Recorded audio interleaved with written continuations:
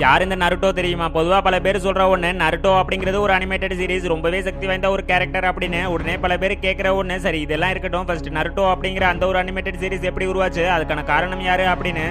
அதுக்கு முன்னாடி யாருக்கெல்லாம் நருட்டோ பிடிக்குமோ அவங்க எல்லாரும் லைக் பண்ணுங்க. அதோட நருட்டோல உங்களுக்கு பிடிச்ச கேரக்டர் யாரு அப்படிங்கறத கமெண்ட்ல சொல்லுங்க. ஃபர்ஸ்ட் இதெல்லாம் இருக்க, ஜப்பானை சேர்ந்த மசாஷி கிஷிமோடோ அப்படிங்கிற ஒருத்தருக்கு நம்ம ஒரு நல்ல அனிமேட்டட் சீரிஸ் கிரியேட் பண்ணணும் அப்படின்னு ஆசை. அதுக்காக ஃபர்ஸ்ட் டைமா 1997ல நருட்டோவை படமா வரைஞ்சு கதையை சொல்லி ஒரு சில மேகசீனை ரிலீஸ் பண்ணியிருக்காரு.